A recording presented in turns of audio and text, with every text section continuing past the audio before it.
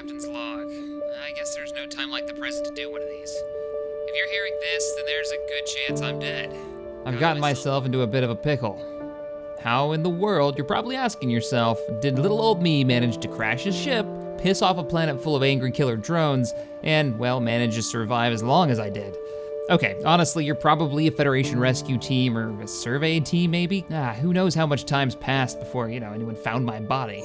Listen, I was a looker in my day. I'm sure now I'm all dead and corpsey and junk, but So here's possibly the final log of CaptainShack. Ignore the explosions in the background. It's a massive drone attack on our base. I'll get to that part. Let's start from the beginning of the shindig while I make the long hike back. About 6 months ago, we launched the Constitution. My ship. She was a beauty. Ribbed steel armor, semi-autonomous turret defense system, Type 3 sensors. We had just finished an extensive refit. Dr. Morphologis was assigned to oversee the installation and testing of this new thing. The duality drive. Dr. Morphologist's baby. Log's gonna have to hold up a second. Looks like I might be in luck.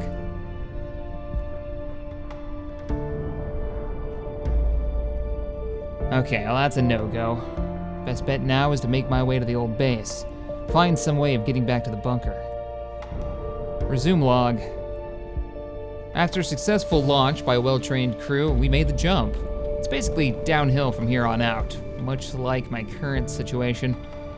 The jump tossed us somewhere. I'm not really sure, actually. In the gravity field of Bob, that's about as much as I know. And yeah, we named the planet Bob. I knew an accountant named Bob. Real jerk. It seemed fitting.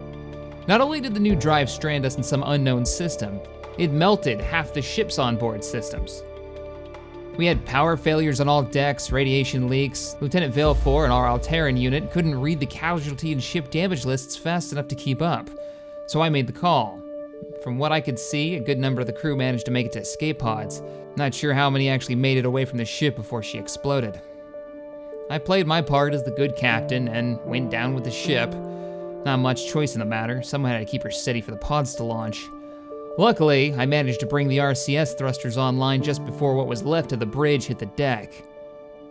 I managed to land. All right, I can just hear Wasted now crash the ship at the survivable angle. I buried her a good 6 meters down. It wasn't long after that I met the Constitution's first survivor. Recon Drone 5962, or R5 for short. He's been an invaluable, if stubborn, member of the crew.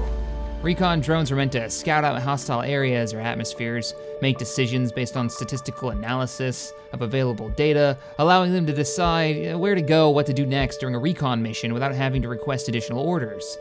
He's been online for about 5.5 months longer than the Federation operating parameters normally permit. He's developed a bit of a personality. How do I describe this? Along the lines of a loyal puppy? Okay, a 1,500-pound nuclear-fueled metal puppy, but a loyal companion. If a Federation team has found this log, please see to it that R5 gets restationed someplace that would keep his memory core intact. I know it's an odd request, but he saved the lives of 3 Federation citizens countless times. After the crash, I managed to set up a shelter/base of operations using parts of the Constitution's bridge. It was overlooking a lake, and it was pretty nice, actually. Little did I know at the time, 2 other crew members also managed to land on Bob. Without dying. Commander Wasted Space, our chief engineer, and Dr. Morphologist. Well, it looks like the guns are all fully operational. Just hold out, gents, I'm almost there. Resume log. So where was I? Right, Commander Wasted and the survivors. He's the finest engineer who ever lived to pick up a welder, flat out. Also, the most eccentric and paranoid. He managed to land his pod in the middle of an icy field. When I found him, he had his brains a bit scrambled, I'm guessing from the landing? That, of course, was before R5 gave him a good whack to the noggin. It's a long story. He kinda shot up my ultralight search aircraft, and if Wasted finds this log, yeah, I'm still a little bitter about it. And I have every intention of haunting your ass if I'm dead. On a more official note, Commander Wasted should be commended on his creative use of materials and technique. His construction efforts have, time and again, saved our lives. He's the most skilled craftsman I've ever met, and a close friend. We just made it to Morph's lab. If the commander is a paranoid eccentric, the doc is like a child mad scientist. He looks at the world like a little kid, full of wonder and possibilities.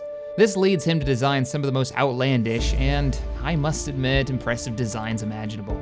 Like a kid, he's no understanding of consequences and has a tendency to act without thinking. While the rest of us were scraping together what resources we could find in the hopes of survival, the good doctor managed to build himself a companion, Potatoes. I don't even know where to begin with this thing. It's a mining drone of sorts. And then there's Tias, his suit AI. Tias is without a doubt the most advanced artificial intelligence outside of a high-security syndicate R&D or maybe a Federation capital ship core. He's got the thing running out of his suit as some kind of personal assistant. Even worse, she knows how advanced she is and has an attitude to match. Oh shit, drones. Drones like the one I'm looking at are the primary threat on this planet. We've seen no indication of intelligent life outside of these flying automatrons. Well, these in the black suit. When we located the doctor through a signal we picked up using our newly constructed relay tower, it was on top of a mountain. Maybe not the best choice, but it worked.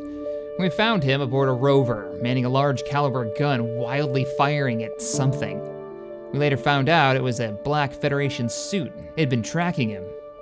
He'd sworn up and down he landed a clean hit on the thing with a cannon, but we couldn't believe it. I should have believed it.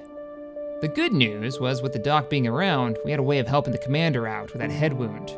Well, I think we helped him out. He seems a little less crazy than before. Something about nanite injections to the brain. Yeah, he got me. Way above my grade, but hey, sure, he looks fine. So, what did the black suit want? The doc didn't know. Other than it had something to do with his former base's destruction. I had assumed it was a survivor gone mad, maybe, or someone had gotten a hold of an old Fed spacesuit. It's not really all that hard, honestly. Until we picked it up again and again. This time, far closer to the base, actually inside my lakeside retreat. Even caught it on camera creeping on me in the night. We found it on some footage of a security camera installed earlier in the week by Commander Paranoid. I wasn't pleased about the camera installation, that is. And the black suit hanging over me. That footage can be accessed inside our lake bunker, codenamed Black Suit. Even creepier was the suit had a clean shot through it. Whatever was in it wasn't alive, yet it moved, it walked. It gives me the heebie-jeebies every time I think about it. We knew the thing was a threat, so we set out after it. Using a set of sensory drones developed by Morph and a single drone modified by myself, we were able to track the suit and eventually pick up an unknown power source in a desert plain a few days' flight from here.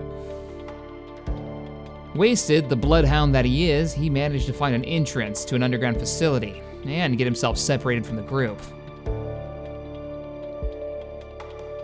Inside the facility had technology that seemed familiar but somehow off. It was here we ran into our first drones, hostile little buggers that can soak ammunition. With some clever use of high explosives, we even managed to put an end to that black suit threat and make our way to what seemed like a control room behind a massive reactor system. When we finally rendezvoused with the commander, he was trapped behind a security door, and a drone was barreling down a hallway after his head. I did the only thing I could think of. Push all the buttons and hoping to deactivate the base's security system. Maybe it'd shut down the drones. What actually happened was something unexpected.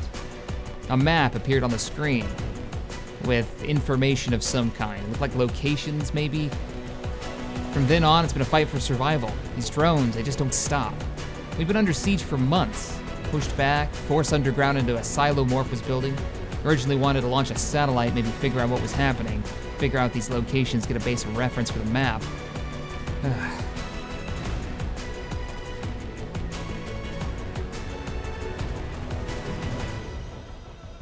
Oh, ooh.